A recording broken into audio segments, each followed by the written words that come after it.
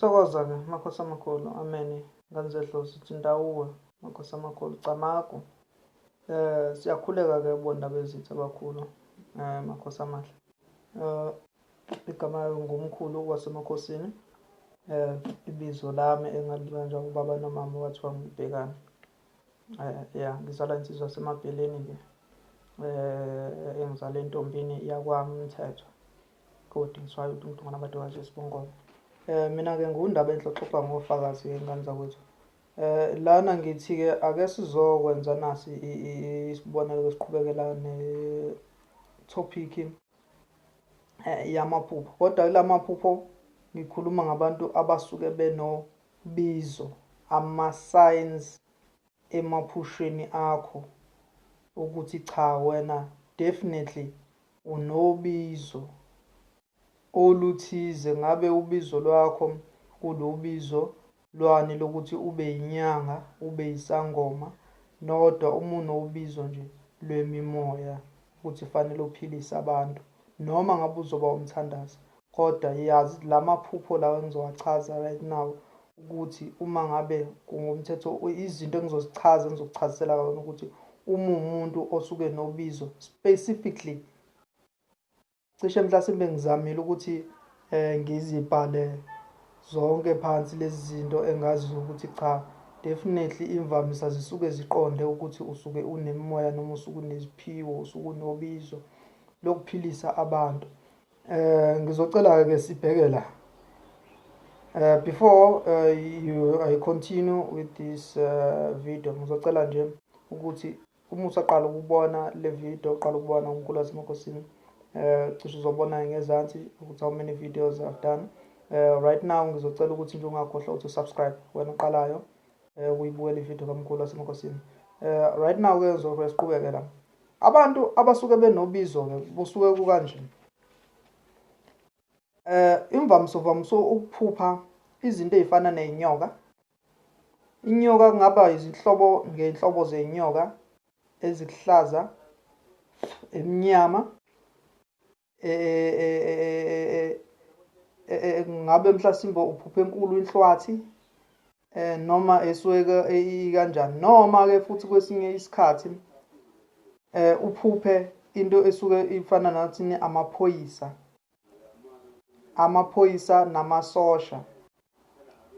Yabona zonke lezo zinto. Kodwa-ke ekuphupheni kwakho lezi zinto esengiyibalile, inyoka, amaphoyisa namasosha, zivamise ukuthi zisuke zikukhalimise empini. Ziyaveka uma zikuphalisa empini, kakhulukazi amaphoyisa laphana namasosha noma ama-security. Ayaye avele kunjengana nabantu abafuna ukuthini bakukhalimise noma bakulwise impi thizeni, noma bevele abantu abazokubopha bezokuthatha, ukwazi uma bevela bezokubopha bezokuthatha, hayi cha impela bakhala bemuka nawe, uyadingeka nje impela wena.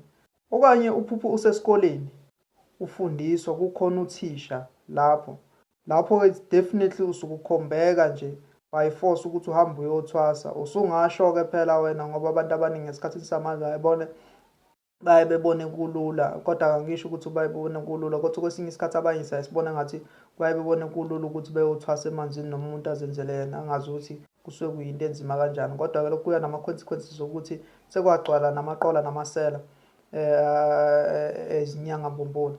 Ake size lana-ke uphupha isikole, uma unesikole nothisha.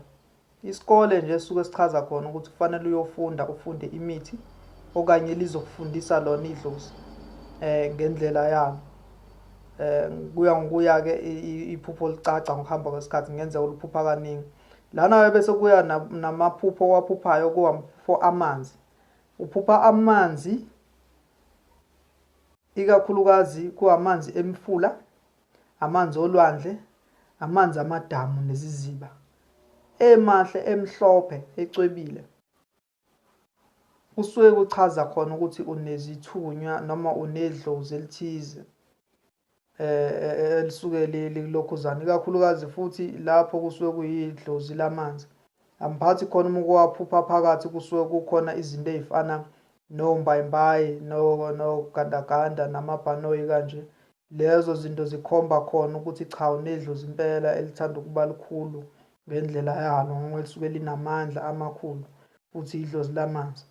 Bese siza lana-ke, excuse, siza ekuthenini lana uma selikuhlupha, selinokuhlupha idlozi, uyazi uphuphani? Uphupha ikakhulukazi isikhathi esiningi izangoma. Ungayiphupha ngohlobo lezangoma, uyayibona nawe ukhona emhlabeni, izangoma ayifani. Kukhona nanokugqoka kwazo akufani, kukhona naney'suke ziney'nwele ey'bomvu, ey'suke zenze into eseney'nwele ey'bomvu, khona ey'faka ongiyane, khona ey'faka umnyeko, khona benze njani. Kuyenzeka umuntu abe yisangoma, abe yisanusi, abe yinyanga. Uphuphe izangoma, uphuphe iy'nyanga, uqule imithi uma ngabe usunesiphiwo sokuqula imithi. Uphuphe amabhayi inhlobo ngey'nhlobo osuke uyiphupha. Uphuphe nakhona futhi uphuphe ubuhlalo ngokuhlukana kwabo, kodwa imvamisa kuvamise ukuqala kube ubuhlalo obusuke kuwobubomvu nokumhlophe. Kuyenzeka kube lixube, kuyenzeka kuhlukane. Ya, indaba iba kanjalo nje. Lapho idlozi lisuke selikuhlupha-ke, lapho usuke selikufaka ekuhluphekeni okusuke kukhulu kwanawe ngisho enhliziyweni usuke uzwa ukuthi hayi inhliziyo yakho ayinakho ukuphumula. Khona lento mani ekufune ngabe uyayidedisa kuwena egazini noma emzimbeni. Uphuphe nanamathwasa-ke. Wayiphupha nanamathwasa, lokho kuyakhomba ukuthi iy'nkomba zikhomba edlozini. Kufanele ngabe ngempela uyahamba uyothwasa. Kwesinye isikhathi-ke uphuphe izangoma, uphuphe abelungu, uphuphe amaNdiya, ama-China, uphuphe abantu abadumile. Yonke lezo zinto suke zikhomba ukuthi ungumuntu kamoya.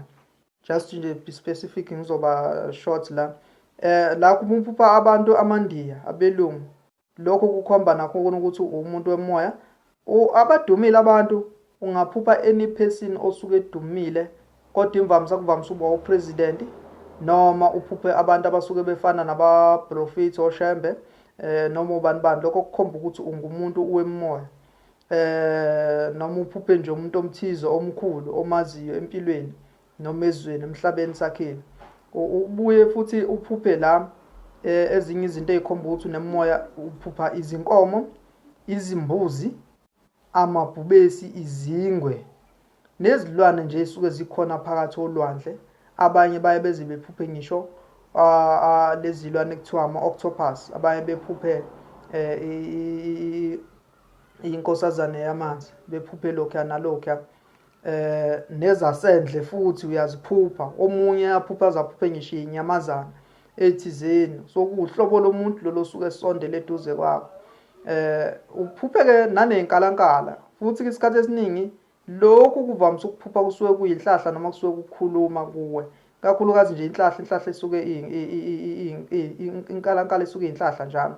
Isonto nezembatho zabathandazi. Lapho-ke ngicabanga nawe uyabona lapho-ke usuke kuwumuntu lapho usuke ephiwe kakhulu ukuthandaza nokuphilisa abantu. Uma uphupha nje izembatho zabathandazi, izinsonto, insonto, iy'ntambo lezi ey'suke lokho zayiphothiwe inkulu imikhumbi. Uphuphe ucula, uphuphe undiza. Lokho kusuke kukhomba khona uwumuntu kamoya. Ikakhulukazi usuke umuntu onesithunywa. Uma uphupha ucula undiza, usuke uwumuntu kakhulukazi osuke enesithunywa, osuke kufanele abe uyagxila kakhulu ekukhulekeni. Wonke amafindo empilo yakho nezidalwa zakho zonke, yonke impilo yakho nje isuke iyoqaqeka kakhulukazi ngomkhuleko. Noma bengalandela abaphathi bemithi bephathi beyikhwama bayobanjani beyolandela emva kwani komkhuleko noma ukukhuleka nawe indlela osuke uphiwe ngayo ukuthi uxhumane nawe. Cha, kwesinye isikhathi-ke uze uyiphuphe nangokuthi-ke uyiphuphe usezweni nje ongalazi okanye emhlabeni ongawazi. So kukhombisa khona ukuthi unemimoya ethize. Ngiyabonga-ke ingane zakwethu. Don't forget to subscribe and ngiyabonga ukuthi ungenile wabuka le video kwaze wafika lesikhathi, waze wafika ekugcineni kwayo emaphethelweni. Don't forget to subscribe kule video and make sure ukuthi you press the notification bell if you don't want to miss any action, any video njalo says any action ngathi semovini lana, ukuze uzokwazi ukuthini ngiqhubeke nokukufakela some more videos and ungakwazi ukuthi ukwazi ukuthi uma ngabe uthi uyangena noma ngesinye isikhathi ubone ukuthi hayi uma umkhulu wasemakosini ukwakhipha nazi ilokhuzana noma i-channel ebhalwe bhekana intshakala kuyakhipha nazi izilokhuzana amavidiyo bese uyaqala phansi uyawabuka ucollecte nawo ulwazi uhlale kahle kungenzeka uyasebenza noma ungekho. Ngiyabonga ingane zakwethu, thokoza ngane zedlozi, amen.